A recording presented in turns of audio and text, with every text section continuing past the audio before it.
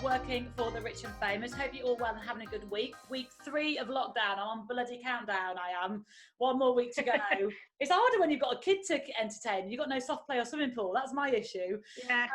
Right, we're getting there, and Christmas is looming and it's not all bad. So to get straight into this week's episode, today we are talking all things ski, which makes me really happy because ski is where my career started, really. It's where my heart's at. Silver Swan started as a recruiter for the luxury ski industry. So this all came from the ski industry. My job before Silver Swan, I was HR manager for a ski company. I've done ski seasons. So it's where it all began for me.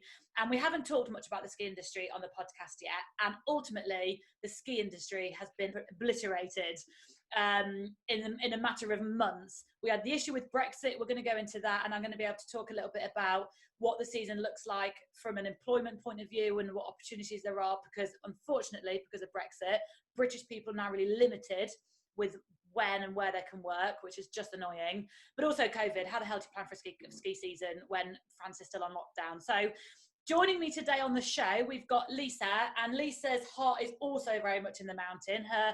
She's been working on and off in the ski industry for sort of 15, 20 years. I think she's done 10 seasons now. And, for someone that has been doing it for so long, knows it better than I do, really. And then to see what's happening now is just heartbreaking. So we're going to properly be honest about it today. We're going to be honest about how we feel about it. We're going to sort of talk about how this year is looking compared to previous years, and just to give everyone a bit of an insight really into a world that if you're not in the ski industry, you're not going to know much about. So welcome to the show, Lisa. How are you? Very well, thank you. Thanks for inviting me on. Tell us where you are in the world. I am in sunny Portsmouth on the south coast of England. It's currently sunny today, so. Well, yeah, good. Well, you say Portsmouth, but you're in Southsea on the outskirts. And Southsea. That's right. Yeah, Southsea's lush. Yeah, it's nice to have the sea, and I've got a nature reserve on the end of my road, so yeah, it's not too bad. You've got a little restaurant on the seafront, and there's a little restaurant inside, and it's got a little decking area, but if you go from the road, you can get takeaway sort of like coffees and beers. That's right. Yeah. That's where we like to go if we've got friends down there, so I know that bit anyway. Yeah. Fabulous. So you're there. Normally now, where are we now? Normally mid-November, I would have thought you've got your ski season sorted, you're packing, probably. Yeah, definitely. Normally with the sort of roles I've done, which is management, you'll tend to go out to resort a few weeks early, so mid-November, late November. But obviously with everything going on this year, not many people are, well, hardly any people are hiring. So normally I'll just walk into a job from recommendation, and it's just nobody knows what's going on at the moment. So yeah, it's a bit weird because I normally start getting my feelers for once the season changes in England and autumn starts coming in. And then all my friends over social media start posting snow pictures, and the snow started, and I just start to think, oh yeah, it's time to go. And so before we get talking about this year and what it's looking like, take us back to where it all began for you. So when did you start doing ski seasons? How did you even know they were there? What has kept you in it for so long? Well, it's quite an interesting story because I graduated, everything's a little bit of a late bloomer for me, but I hope this message goes out to people that it's never too late. So I finished my degree when I was 30, and I was working on the ski shows at Olympia. So I was doing sales for Oakley glasses and the London Fashion Show and stuff like that. So I tried to get a job with my degree in geography, and nothing really came to it. And I was kind of I want to do a bit of travelling because I'd obviously had to stay in the UK to study. And then obviously I was at the ski show, and I'd never been skiing before. I didn't know anything about it. And a girl that I was working with, she said, well, why don't you try a ski season? And I said, what's that? She said, well, you go and work. I said, doing what? And I said, what, skiing sort of thing? I sort of knew about it, but And then she said, well, you can pick skiing or snowboarding. You can work in a bar, you can work in a chalet. So I looked into it, and to cut a long story short, I ended up going off to La Rosière, which is in France, in 2002, and I started as a chalet host. So it was just because of working on them shows and just seeing what it was all about. And she said it's a great experience and stuff like that. And I just sort of initially did it as I just want to do a bit of travelling and I want to see what that part of the world is like. And then 18 years later, here I am. It's people either go out and do one ski season and come home, because honestly, it's the hardest job I've ever done. Running in the ski chalet. Yeah. Those people that don't think it's a proper job, sod off. Like, it's the hardest work I've ever done. It's the most tired I've ever been. It's the most burnt out I've ever been anyway. Or you do your one season, or you never stop doing seasons. And and it's such a great way to spend a winter. Oh my God. Yeah, definitely. Best thing to do. Yeah, I think my first season I worked for Crystal before they amalgamated with TUI, and I thought, well, I'm quite a good cook. I was chefing prior to, kind of chefing to support my income when I was doing my degree, and people said, well, do that then, you just cook and entertain people, you're really sociable, you're great, just give them some wine and cook a nice meal. And I thought, well, that sounds easy. Well, it wasn't. My first chalet was booked up back every single week, 12-person capacity, and it was unlimited wine, and it was just a box on the end of the kitchen bar where I had to cook, and they just smashed it throughout the whole of dinner. And obviously, when you've got drunk people together, things happen. So it was really tiring, and then obviously cleaning and stuff, and then changeovers were sort of 12-15 hour days. So, but it was a really great introduction. I met some fantastic people, and some very good friends out of that first season. So, and you're on your own in the chalet. Yeah, I was on my own in the chalet. So obviously what I've done recently is a little bit of a different format, but a packaged holiday. It would just be, say, one host for 12 people. I wouldn't have anyone helping me with the cleaning, so I would do all of the cooking for breakfast. Then when the guests left for skiing, I would clean the chalet, prepare some bits for the evening supper, so I didn't have so much to do in the evening. Bake a cake for afternoon tea, so when they came back, and then I'd go back to the chalet in the evening and do 3 courses and entertain them, and leave them drinking, even though you weren't allowed. The limited wine thing is you're allowed to drink it throughout dinner, and then it stopped. So yeah, it was hard because you would get one day off a week, and you just generally it would be sort of midweek when everybody else in the resort would have it off, so you sort of felt like you needed to get up and not have a lie in and get on the slopes and not miss out on anything. Yeah, very hard, even at 30. Yeah, well, what I found, I did my season at 21, and to be fair, you have a bit more energy at 21. I was in a 13-bed chalet with my partner Ben, so how you did it on your own blows my mind. But yeah, what's great about it is you work breakfast and you work evening, you can ski every day, and you don't do that in restaurants. So isn't it, you sort of finish late morning, you can go skiing till probably about 4ish. Yeah. Come back to the chalet and you work till about 10. Now that in itself is fine, and I think I've always sort of said this, in a ski season there are 3 things that you want to be doing. You want to sleep, you want to ski, and you want to party. Yeah. 3 of those. No, you have to pick 2. You don't pick 2, you do 3, and you're knackered. So every single morning I'd wake up at 6:30 in the morning, I'd be like, oh, you know what, I am so tired, I've been in bed for 3 hours, there's no way I'm going skiing today. When I finish breakfast shift, I'm going home, I'm going to bed, I'm going to sleep all day, and I'm going to sort myself out. But then by the time you finish your breakfast shift, I've had 4 espressos, 2 bacon butties, the sun is shining, I'm going skiing, right? Yeah. You go skiing, you have a wicked day, you get back to the chalet about 4, you hit a massive wall, you're like, you know what, I'm so tired. After dinner service, I'm going to bed. I'm not going out. I'm going to bed. But then during dinner service, sorry to my ex-employers, you do sneak a bit of wine. And by the time you finish dinner, I'm 3 glasses of wine that I'm going out. I'm going out. Then I go out, I have a wicked night, I get to bed at 4, I get up at 6, the cycle happens again. I think I've got to go to bed after breakfast service. I have my 4 espressos, I go skiing, and ultimately this happens for the entire season. And then with your 1 day off, you think to yourself, right, I've got 1 day off. I can either have a massive night out night before, knowing I haven't got to get up, or I can have a massive day skiing for the first time. I can do first lift at 9 o'clock. Pick one, Philippa, pick one. I do both. I have a massive night out. I get to bed at 5 in the morning, not 3 in the morning, and I get up and I go, and honestly, like, you sounded like you partied a lot more than me. This is the mentality of a 21-year-old. Now at 35, God, I'm in bed by 9:30 every night. It's not the same now, but it's really, really fun. And it is a bit different when you do a bit older, but it's still great because it can still be social, and you can still ski. I mean, you pay to go on a ski holiday, it's $1,000 minimum? On a ski season, you can ski for 18 weeks. That's 18 ski holidays. Yeah, you know, no need to rush it. No. Yeah, it's funny because obviously where I went into it a bit later, and it is generally, a season is a lot of the young ones doing it as a gap year before they do their proper career.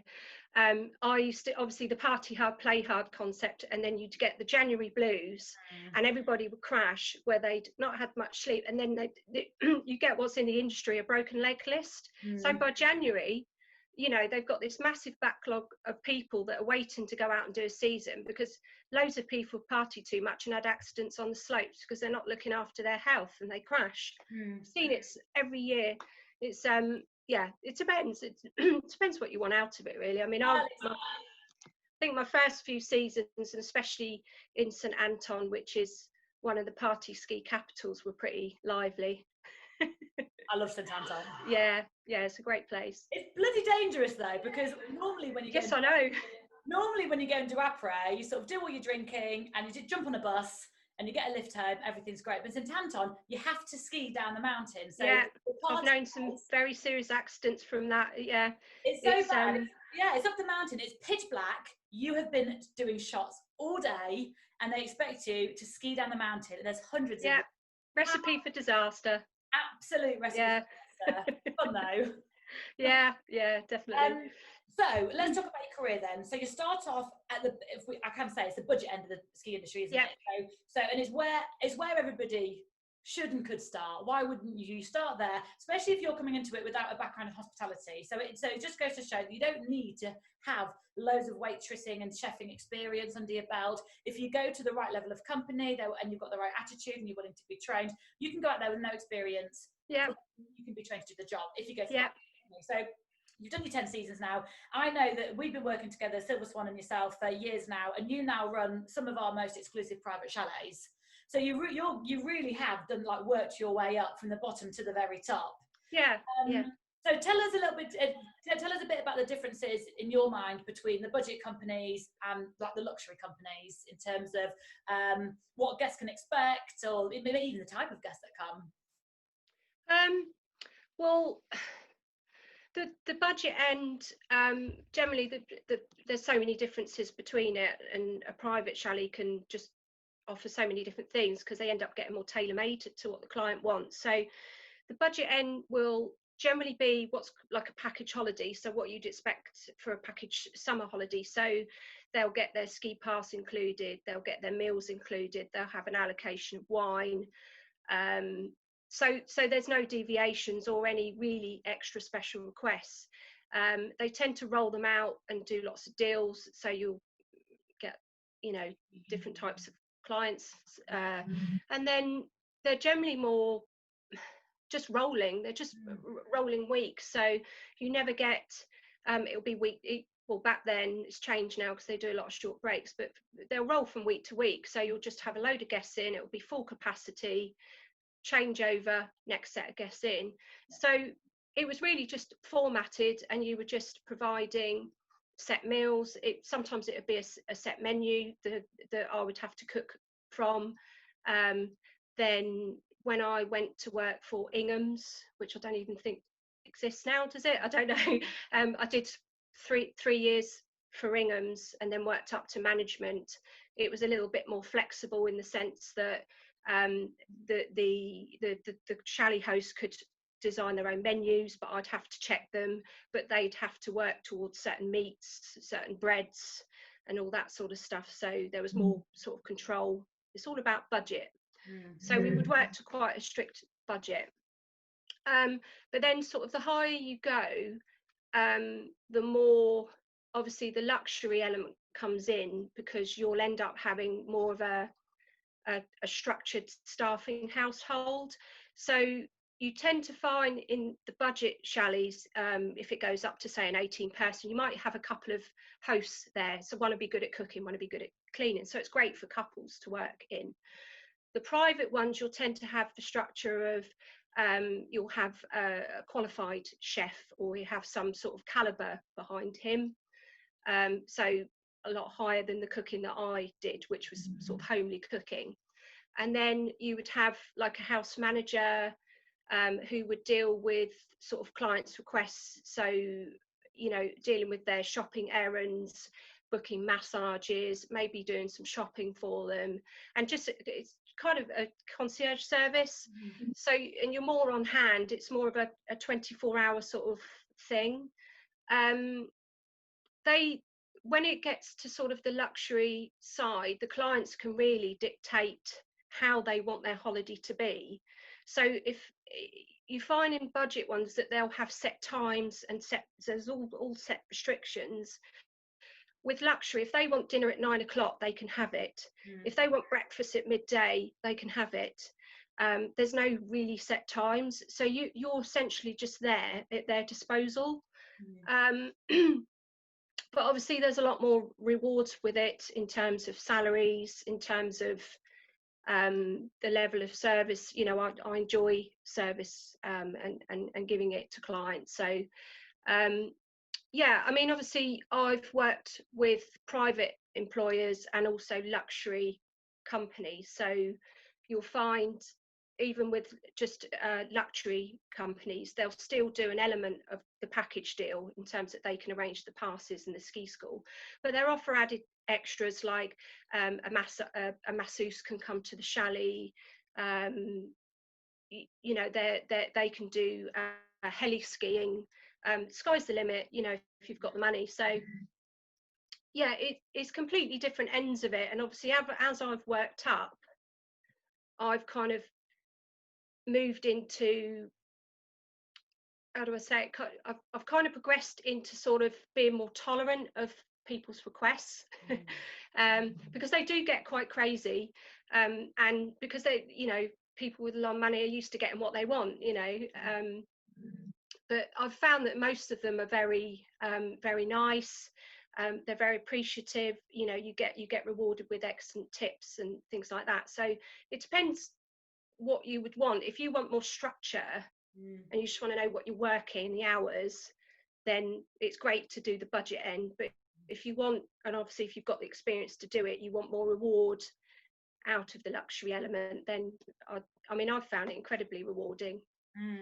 Yeah, and I guess as well there's a massive difference between the quality of chalet, because I know for a fact that, you know, you can pay £500 for a ski holiday and you can pay £100,000 for a ski holiday. Yeah. You know, for chalet, you've got chalets. To be fair, the budget chalets are still lovely, but the luxury chalets, God, some of the chalets I've seen, they've got, you know, spas that take up 2 floors, and you've got like multiple massage rooms, you've got indoor pools, outdoor pools, cinemas, bowling alleys, you know, helipads, like. Yes, yeah, beautiful. Yeah, I mean, obviously the properties are just beautiful. You know, seen some lovely places, and you know, ski out or exclusive parts.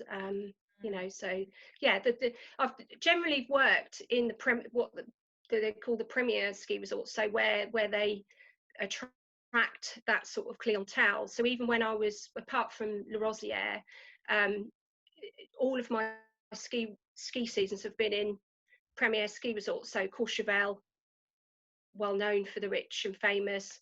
St Anton, obviously that's rich and famous, but very hardy skiers get attracted there. And Verbier, Switzerland, I worked in last year, it's a different ball game. Yeah, and it's nice to have sort of experienced different resorts. And have you actively chosen to do different seasons each year in different places, different resorts, different employers, so you can see the Alps? Or is there any resorts that you've sort of frequently gone back to? Well, I've done 3 seasons in St Anton in total, because I loved it there. I have purposely gone to different resorts because I wanted to work in different areas. I've done Austria, France and Switzerland. I've never done the Italian Alps. So yeah, I just like to see different places, different areas. I find it can be a little bit boring if you keep going back to the same place. But St Anton stole my heart. So I did 2 seasons back there between 2004 and 6. And then I did sort of, I had a break from the ski industry for a few years and got back into it 4 years ago. So I went back there at the delicate age of 44. And I couldn't party like I did before. Yeah, it was a bit like, oh yeah, I think I've outgrown this a little bit. Well, some of my friends would say otherwise. They said, oh, you've got more energy than the young ones. But yeah, not consistent energy. Had to pick my days. Well, that's the thing. Back in the UK, a night out is a night out. Anyone can do a night out. But in a ski resort, like, people are out 5 nights a week, every week. Like, yeah. I honestly, it makes me feel ill. Yeah. I've had my time, but. And then putting the alarm on for 6 a.m. Now I'm an après queen.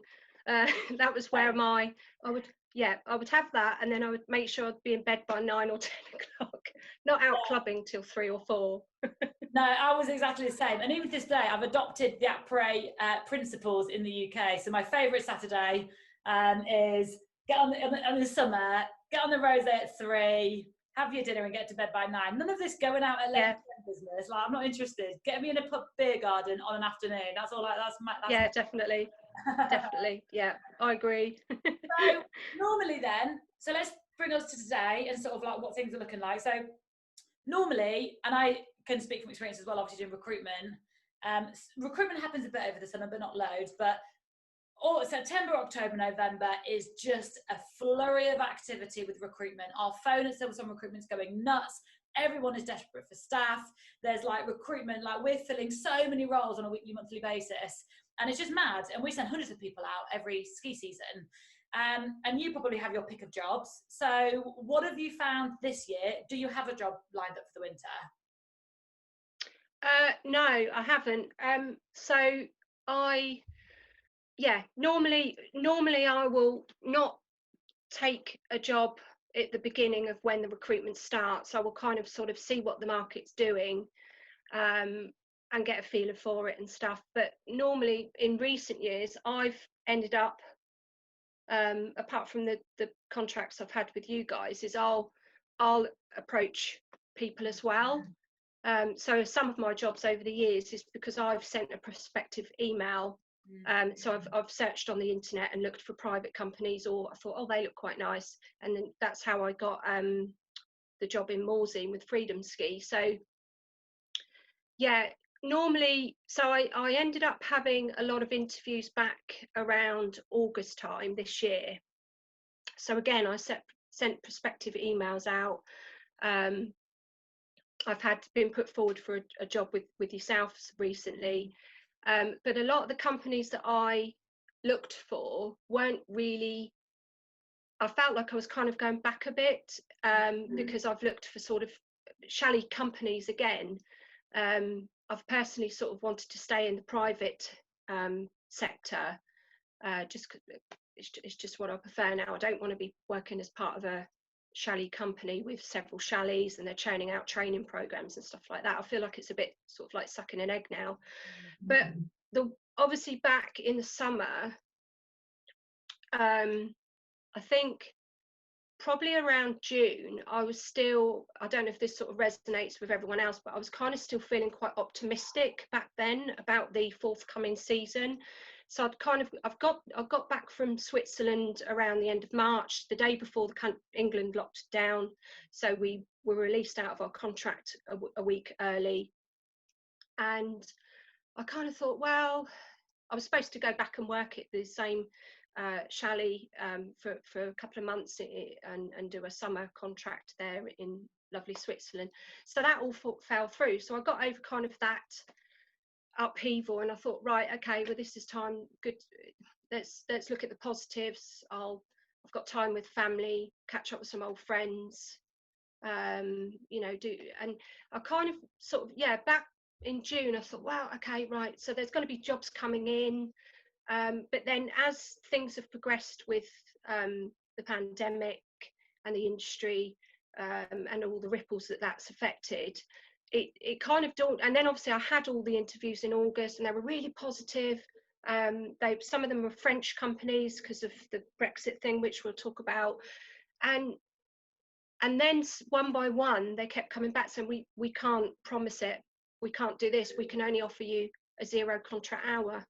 And I thought, well, this is pretty dire, because not only are the jobs that I've gone for below my level of experience now, really, you know, they can't even offer it to me. So yeah, it's just a complete stalemate at the moment.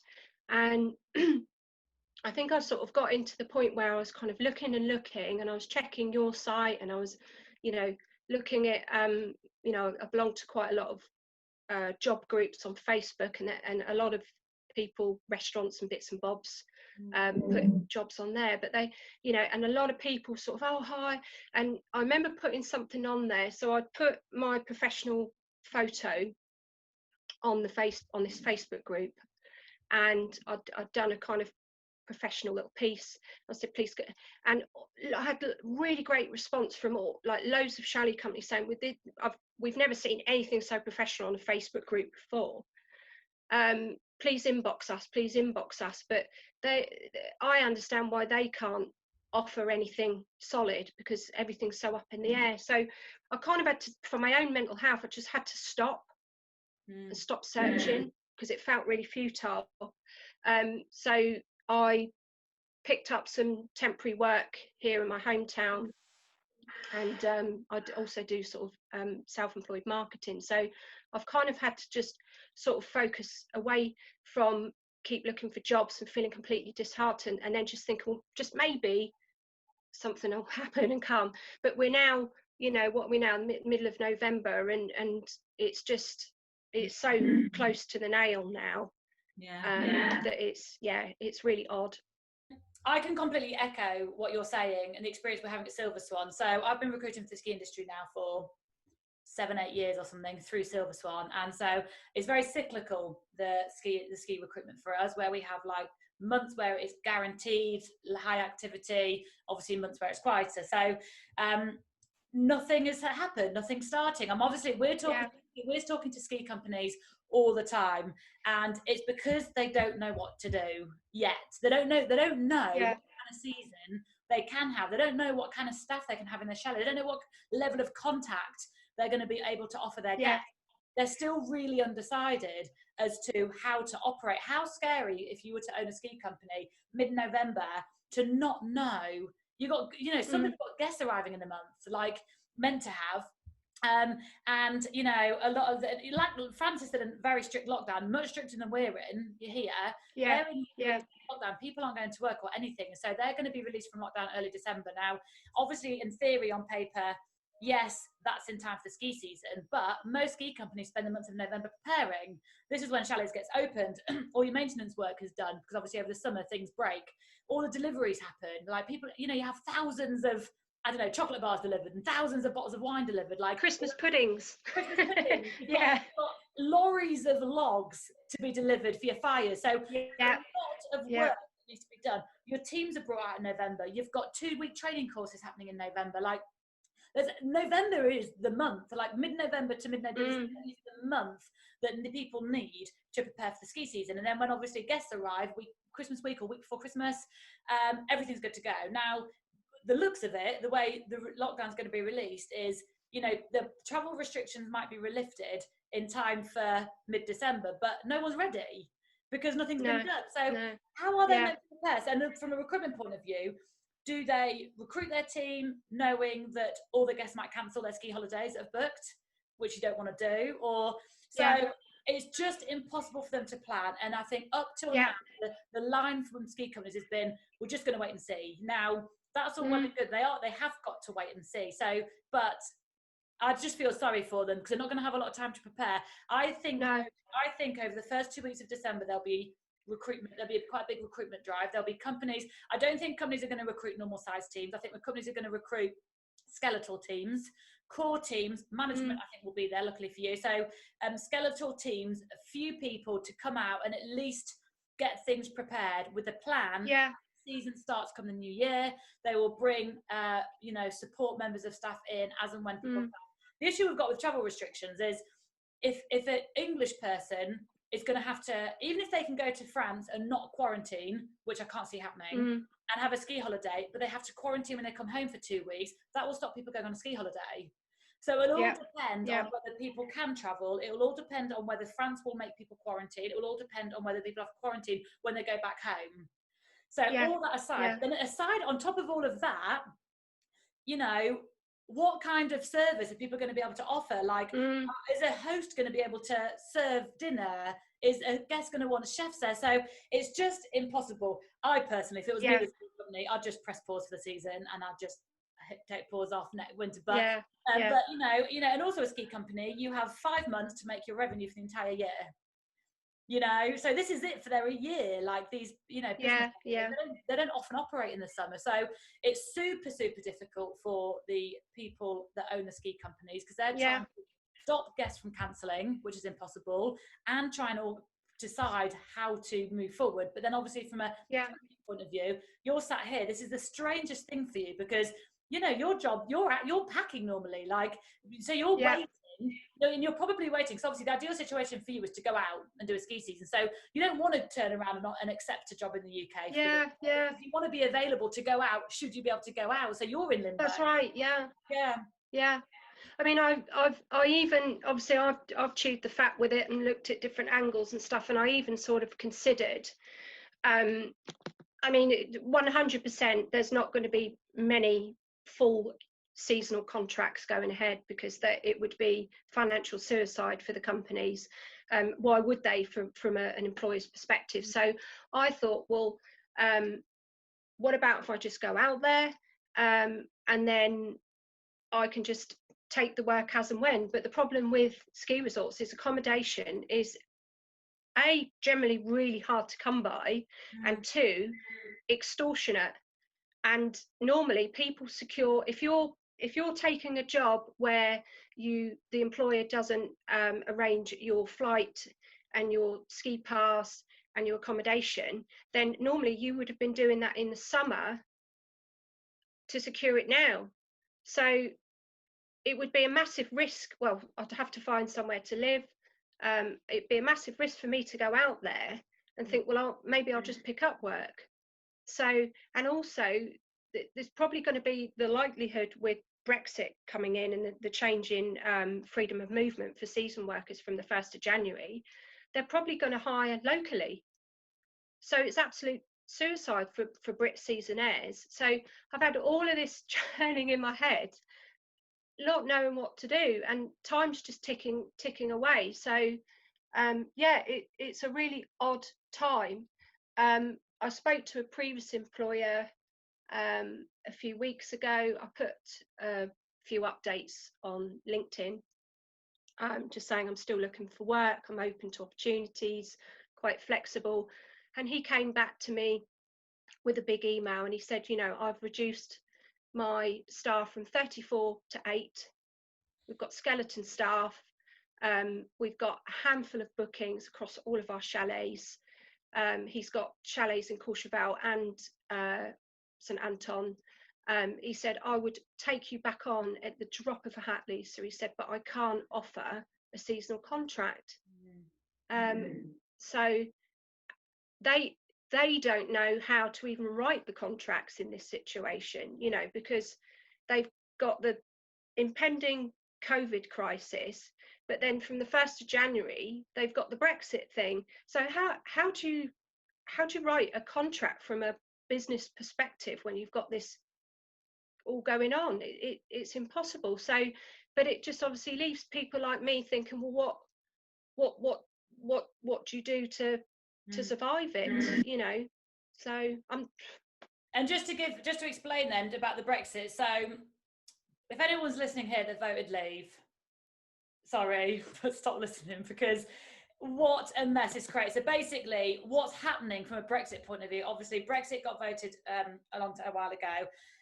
We're starting to see implications of it from the 1st of January. So typically what's happened up till now, majority of ski companies employ staff on UK contracts and second them. And then as an employee, especially an English employee, you remain on UK payroll, you pay your NI, you pay your tax as usual, and it's all very easy. And that's the cheapest way to do it, because to employ people on a French contract is much more expensive because their social security equivalent NI is much higher. Anyway, very boring, but it's much easier. So that's how it's always worked. Now, from the 1st of January, that's if companies have got people on English contracts who have out and started work within this year, 2020, fine. You'll be able to go out there and work the rest of the season. But from January the 1st, you can't start somebody on a UK contract second them. They have to be on a French contract, which makes things much more expensive for the employer, number one. And this is not the year for them to have their costs ramped up, but they have to be on a French contract. Now, that is all well and good, apart from the cost for people that have a European passport. However, Brits no longer have a European passport from the 1st of January because of bloody Brexit, right? So, therefore, British people from the 1st of January need a working visa to work in France on a French contract. Again, sounds all well and good. However, France haven't yet got a process in place for Brits to apply for working visas yet. Apparently, it's going to be an online form. Hopefully, in years to come, you go on, apply, a week later get your visa. It's easy, hopefully. But for now, there is no process for an English person to get a French working visa. And if there was, it would take weeks, if not months. So basically, what that means is an English person from the 1st of January cannot go work in France and do a ski season. So hopefully for previous years, there'll be a process to get your visa, and you can go with your British passport, and with your visa, you can go on a French contract, hopefully. But for this year, if you're a Brit and you're listening and you're expecting to go work a ski season and you're not in place in a resort working before the end of the year, you will not be able to go out and work because you're not eligible for the French contract without a French visa. So that brings it back to your issue, because you're thinking, well, I've got 6 weeks to not only find a job, but to start. Well, that's right. Yeah, that's right. I mean, that's why I was sort of looking at I mean, obviously there's other aspects like Austria or Switzerland, but like I said, I've had to pull back from it a bit because it just makes you dizzy with all the information out there. But that's why I was sort of tying with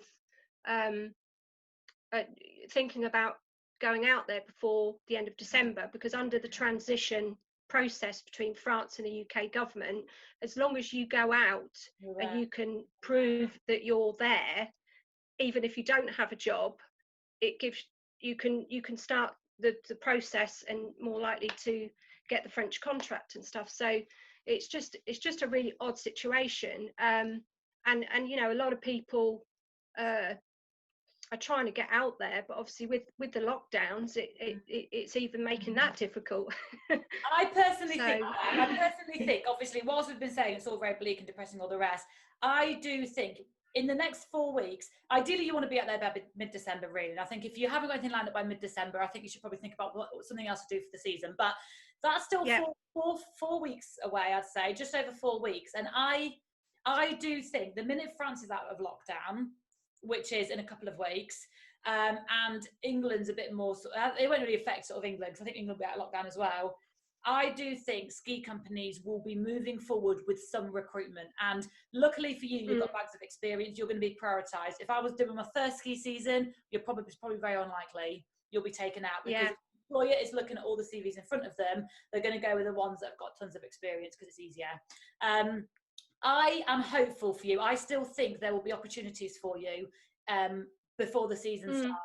I just think that nobody is making those decisions right now. And I think once we get into December, I think that we ourselves included, and yourself, especially the private chalets, owners of private chalets at that point will say, you know what, let's put staff in there because we're going to want to use it, 4, 5, 6 weeks of the season. So I still think you'll get out personally, because I think we've got time. I think we've got the month. If it was mid-December now, I'd probably be helping you find something else. But I think give it another month. Anyone listening, thinking about this, give it another month.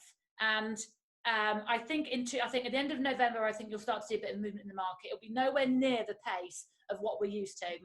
But there'll be movement, there'll be roles, there'll be probably high-end roles, because I think the low-end companies are not going to bother this year. Or if they are, they're going to use people already out there or whatever, returning staff. But then I would have mid-December as your cut-off. Mid-December, if you haven't got a job and nothing's likely, and it's still as quiet as it is now, at that stage make a decision. So I'd kind of get a job in Tesco's. Try and relax for the next 4 weeks and just sort of like, just wait and see, I'd suggest. Yeah, definitely. I mean, I have, as I said, I've still got a few leads going on with various things, and they said, you know, we can't really get back to you till the beginning of December. So yeah, I guess it's a waiting game really, and just keeping my, you know, toes in the water to see how things are changing. But you guys are great for communicating on LinkedIn, and Matt Walton, one of your consultants, is brilliant for keeping me updated on everything, and being really honest about it, because I think you need to be honest with people about the situation and not lead people astray to think, well, that I'll get a job, we'll all come out of lockdown, we'll all get a job and we'll all be happy ever after, because I don't think that's going to happen. I think you need to be realistic and think, well, what am I going to do instead? Exactly. And I think what the companies in France, they're just waiting for the lockdown to officially end, because the minute it's ended, I think they will move forward and get themselves prepared. But the minute while lockdown, because they don't want to start moving forward and make you offers when lockdown could be extended for 4 weeks for all they know. So the minute they're officially out of lockdown, I think that's when you'll start to see activity pick up. So cross our fingers and look forward to a good season. The only positive to all of this is if and when you do get out, it's going to be a lovely quiet resort. The piece are going to be empty. I know, I did think that. I thought, oh God, it'd be lovely. Look, not all the people that are in February just with their skis on their shoulders swing around and go, look, and then you have to duck going down a busy high street. Yeah, exactly. So there we are. So hopefully that's been quite informative for people listening who's not really sure what's going on. Maybe you've been looking for ski work and you're not in touch with a recruiter and you don't know why there's no jobs. You don't know what the issues is. Hopefully that's helped to explain things from sort of our point of view. We're both quite experienced in the ski industry as to what the market's doing now and why, and then what we think the future might look like. So hopefully that's been quite useful for everybody. Yeah. Moving on, as we always do, I always like to end with a couple of little features. You have worked in multiple chalets with multiple people, bottom end, top end. You must have seen some things. Yes, I have, And there's probably loads that you can't tell us, because I know you've signed lots of NDAs with our clients in particular, but is there anything that you've seen that's hilarious? So as a chalet girl, I don't know if anyone's ever seen the film, The Chalet Girl. Anyone who's thinking of doing a season, just watch it. It's brilliant. And actually that was shot in St Anton. So one of my stories is I was chalet manager for 4 chalets for Ingham's back in 2003. And one of my chalets had a mixed group. No, actually, I'm not going to tell you that one. I'll tell you the one in Verbier. So I've got loads, but I was running a chalet in Verbier, and I had a group of Swedish guests, and they were all couples. And as we know, the Swedes are quite attractive. And they'd all gone out skiing. They're very hardy skiers, and I was bustling around because I wanted to clean the chalet. The cake's done, and just charged into one of the rooms, and there was a guy with his foot on the sink, butt naked, and he was shaving his bits. And I even blushing now thinking about a really attractive guy, and he didn't wave at all. They're very upfront, the Swedes, and he just turned his back to me and said, "Oh, yeah, I'm not out yet." I said, I'm so sorry. And I just like run out the room. And I just thought, oh my God, it's going to be so embarrassing at dinner. So dinner came, and they all sat round, and his girlfriend was sat next to him, and I was serving one of the courses, and he said, oh yes, so me and Lisa met in a different way this morning. She barged in when I was completely naked, like, I can't remember what he said. And he said, oh, I quite liked it. And his girlfriend was fuming. And then they had a massive set to about it, I could tell, after dinner. And then after that, he was quite flirty during the week. It was just a really weird week. But yeah, quite straight. So lots of things, lots of weird stories like that. You know what? That's what people that don't work in our world don't appreciate. Some people look at our world and think, God, you're just slaves to other people. Like, how can you cope? Which is ridiculous, because how we actually feel it's quite an honour to work in our industry and to provide the service that we do, and it's a lovely opportunity. But what they don't understand is our days are much more funny than their days sat at their bloody desk. So when was the last time you went to the office and saw their boss shaving his balls? Like, exactly. So absolutely brilliant. And also, what's the point? Depends how nice your boss is. What's the point of the girlfriend getting pissed off? You haven't done anything wrong. It's well, he was just being an alpha male. It was just showing weird. Brilliant, hilarious. You know what? I think a lot of people are quite discreet as well in this industry, but like, God, I reckon everybody's seen naked guests at some point here and there. Yeah. Happens all. But the thing is, I suppose, you know, they are, especially the luxury chalets, they've paid a lot of money in the chalet, so they want, and you want to make them feel like they're in their own home, so they just obviously act like they're in their own home. Yeah. And also, when I've had, obviously, I've dealt with a lot of corporate clients. So again, it was a Swedish group, funny enough, in St Anton, and one of them flew in a helicopter, a private helicopter, and it was click, click, click, and they were getting drunk. Like, one of them vomited up all the gangway, and I ended up having to actually treat them like children. When you get a group of guys together that want to let steam off, that have got really high rolling jobs, they reduce to like childlike behaviour. It was really bizarre, and one of them just sort of fell asleep in his dinner. I was like, all right, do you want me to help feed you? I was quite, and a lot of the other staff would say, wow, how do you get away with saying that? I said, because they want to be treated like it, they like it. And then the next day they come to me and apologise. I'm really sorry. Did I say something bad? I said, no, it's fine. It's fine. You know, so yeah, really bizarre, but really bizarre behaviour when you get a load of people letting off steam in a ski resort and you put alcohol and high altitude. Yeah, I could write a book. People tell me I should write a book. You should write a book, because I think in ski season you see a lot, but in all your years, God, you've seen it all, and because you've seen such a wide variety of types of guests, from the budget to like the millionaires, billionaires, and sometimes they act appalling as well, you know. Yes, he was leaning over the bar on the first night, the Swedish guy saying, I have my own island, would you like to come and visit it? And I was like, oh. You're like, yes, providing you're not there. Yeah, exactly. I'll take some friends just without you. Yeah, brilliant, honestly brilliant. And actually, I think sometimes in the ski industry you see more bizarre stuff than in a private household, because they're on holiday and they're in altitude, and drinking at altitude is a whole new ball game. And especially if they're away from the families, God, people go nuts. I go nuts. So right then, so let's finish up then with I've just got a few quick fire questions, super quick, super easy. Just to find out a little bit more about you. What's your favourite ski resort? I'd probably say when I was younger, in my 20s, St Anton all the way. Great skiing, really great people, beautiful little resort, not lost its charm. But more recently, I like Morzine because it's got, again, a great ski area. It's not as crazy party, and it's still quite a pretty resort. Lots of nice people there. So they're my two favourites. Fabulous. Are you a skier or a snowboarder? I am a snowboarder. I tried to learn skiing. Big up the borders.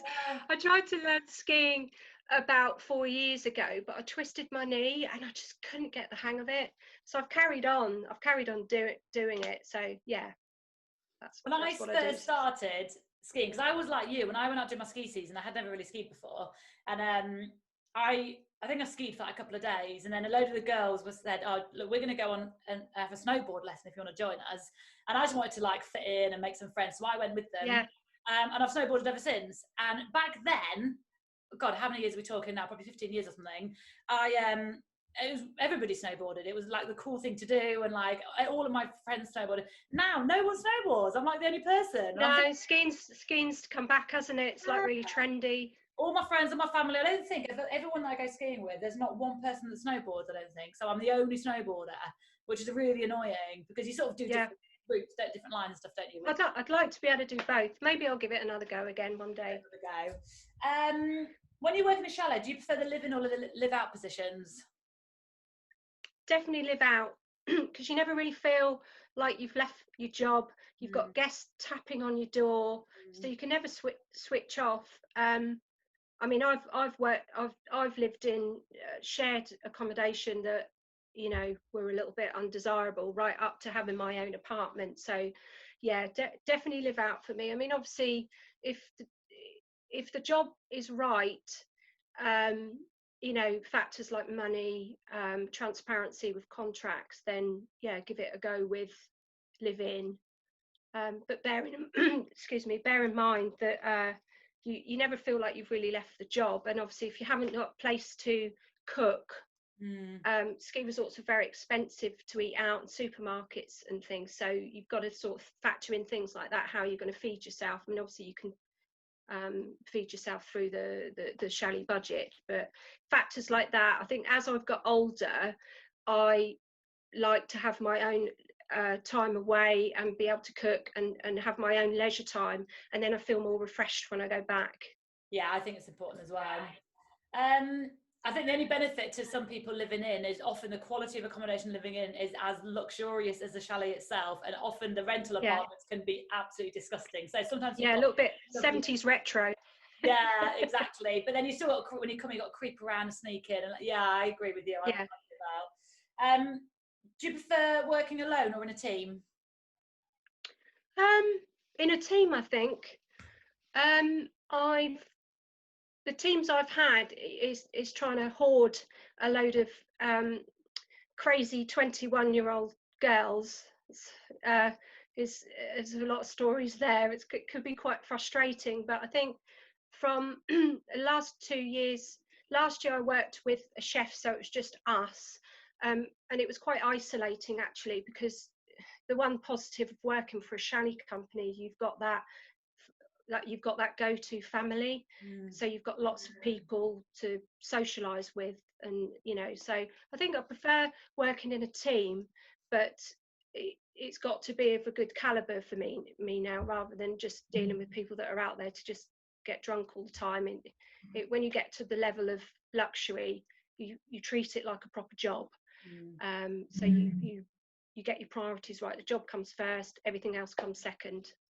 Yeah, and I think if you're in a team where everyone expects that, it works really well. And when you've got a member of staff in your team that doesn't treat it that way, it just doesn't work. To be fair, they won't last long anyway, but it's just frustrating, isn't it, when you've got hungover team members around you?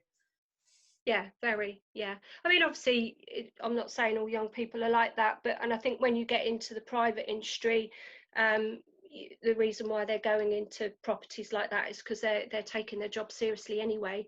But you generally find I mean, there's lots of people my age still doing seasons and running chalets and, you know, being chefs. So, and we treat it like a proper job. You know, obviously we like the lifestyle with it, but we batten down and get on with it and do the hours. And then finally, you obviously do your winters religiously back to back. What do you do with your summers? Well, last year I was in Athens in Greece for 3 months in a urban luxury villa, and that was really lovely actually. But normally I will do a bit of traveling. I've worked in I've volunteered in Portugal for 3 years, working on sort of sustainable farms, cooking, you know, in terms of accommodation, just doing a bit of traveling really. I've also, like I said to you previously, I've worked in a hotel here in England that do wedding functions and stuff like that, but they've just sold up. So there's no work there either. So that I used to be able to come back and just pick up work just like that. I've never been out of a job. I've always gone to it. So I've generally worked in hospitality to some degree. And that's actually what I want to say. The thing I like about seasons is that you're not living to work, you're working to live. So you have this lovely little break after a season when you're tired, and you can go off and have a few weeks traveling, or you can go to see friends and, you know, travel around England, or, you know, so you have like these little breaks in between summer and winter where you can do that, rather than just waiting for your 4 weeks holiday from an office job. Yeah, I completely agree. Season bits are lovely, and even if you do summer winter back to back, and you know there is always, you know, your month of end of April, month of May, and early June that's free, and then you've got your like second half of September and October and half of it free. So yeah, things you do need it as well, because you're knackered. You do need that time to and then you sort of go off and do your summer. So if I had no ties in the UK, seasonal life is for me for sure. I'd live in Val d'Isere in the winters. I'd go work in Saint-Tropez in the summers. That would be my setup. So, well, there we are. I think that's a wrap for today. So thank you so much for coming on. I think we've not talked much about the ski industry on the podcast yet. And firstly, it's amazing. It's definitely a lifestyle choice. Even if you just go and do one ski season, it's something that everybody should experience at some point in their life. Be prepared to work hard, because it is a proper job. And people that say it's not a proper job, I'll slap you. It's a proper job and it's hard. It's really, really good experience. You meet some amazing people. You can get really good at skiing. You can eat loads of cheese. You can get really fat. It's great. And then if you want to make a career of it and make a life of it, like you've done, you've built yourself up from no hospitality experience, now on our books being one of our most experienced, you know, property managers, like you, and that's from doing winter season. So fantastic way to build a career, or just to do a one-off season. Now obviously from hopefully next year on, things are back to normal, and then hopefully I also hope that people have found it really useful in terms of understanding a bit more about this season and where the problems lie. But honestly, my advice to you, Lisa, and to people listening, don't give up hope yet. Give yourself 4 more weeks. Give it to the middle of December just to see, because I don't think you'll see anything happen in the next 2 weeks. First 2 weeks of December, if anything's going to happen, it's going to happen then. If it's not going to happen from mid-December and nothing's moved or no one's made decisions, find something else to do for the winter, I'm afraid, and just go on a nice ski holiday. We've got another month. Anything can happen in a month. It could be a case of December. There's hundreds of roles. You never know. Let's sort of let's wait and see. So that's it for this week, everybody. I hope you've enjoyed it. I will look forward to speaking to you all next week, where we're going to continue talking to people who have been affected by COVID and sort of what their story is. If you want to come be a guest, my email is philippa@silverswanrecruitment.com. Please come and follow us on all of our social channels. And if we can help you with the job search, help you with the job hunting. If you want to talk to us about the ski industry, if you want a bit more advice, give us a call. Give Silver Swan Recruitment a call. We're here just to advise as well. We don't have to be placing you all the time. So give us a call and we can give you a bit of an input, an insight if you're looking for that. So thank you very much, and I'll see you all next week. Thank you. Cheers. Thanks. Take care. Bye.